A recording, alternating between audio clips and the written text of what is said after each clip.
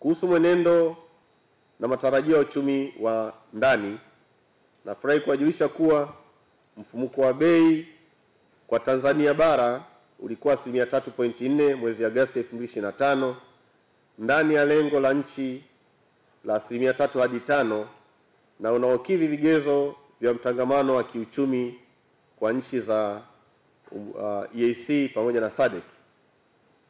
Matarajio ya Benki Kuu yanaonyesha kuwa mfumuko wa bei utaendelea kubaki ndani ya lengo la 3 hadi 5, na hii ni kutokana na utekelezaji madhubuti wa sera ya fedha na sera za kibajeti, pia kutokana na uwepo wa chakula cha kutosha na utulivu wa thamani ya shilingi.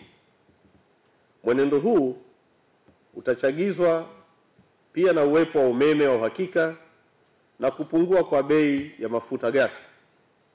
Kwa upande wa Zanzibar, mfumuko wa bei ulipungua kutoka 4.2 hadi 4.0 ukiwa ndani ya lengo, na hii imetokana na kupungua kwa bei za vyakula.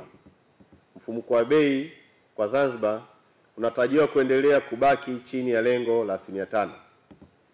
Kuhusu shughuli za kiuchumi, tunafurahi kuwajulisha kuwa shughuli za kiuchumi hapa nchini ziliendelea kuimarika, na kwa upande wa Tanzania bara uchumi ulikuwa kwa 5.4 katika robo ya kwanza ya mwaka 2025 ikilinganishwa na 5.2 katika kipindi kama hicho mwaka 2024. Mwenendo huu ulichangiwa zaidi na shughuli za uchimbaji wa madini, shughuli za kilimo, huduma za fedha na bima, shughuli za ujenzi na shughuli za uzalishaji viwandani.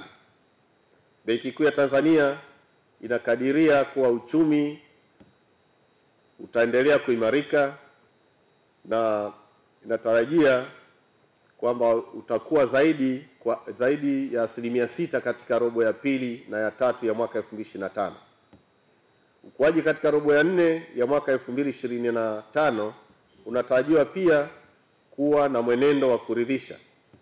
Matarajio haya yatachagizwa zaidi na uwekezaji unaofanywa na serikali pamoja na sekta binafsi ambao umeendelea kuongezeka, hususa kwa mauzo ya bidhaa na huduma nje ya nchi. Uchumi wa Zanzibar ulikuwa pia kwa 6.4 katika robo ya kwanza ya mwaka 2025, sawa na ukuaji uliorekodiwa katika kipindi kama hicho kwa mwaka 2024. Ukuaji huu ulichangiwa zaidi na shughuli za utalii, ujenzi na kilimo. Na kwa upande wa Zanzibar uchumi unatarajiwa kukua kwa 7.3 kwa mwaka huu wa 2025. Ndugu zangu, kuhusu ujazi wa fedha, nafurahi kuwajulisha kuwa ujazi wa fedha uliendelea kuongezeka kwa kasi kama ilivyokuwa katika vipindi vilivyopita, ukichagizwa zaidi na ukuaji wa mikopo kwa sekta binafsi. Katika robo mwaka iliyoishia Septemba 2025, ujazi wa fedha ulikuwa kwa wastani wa 20.4 ikilinganishwa na 19.1 katika robo iliyotangulia. Mikopo kwa sekta binafsi iliendelea kuongezeka kwa kasi ya 15.9 ikichangiwa na uwepo wa ukwasi wa kutosha katika uchumi pamoja na ongezeko la uwekezaji katika sekta binafsi. Kuhusu sekta ya benki, nafurahi kuwajulisha kuwa sekta ya kibenki iliendelea kuwa thabiti ikiwa na ukwasi wa kutosha, mtaji wa kutosha na inayoendelea kutengeneza faida.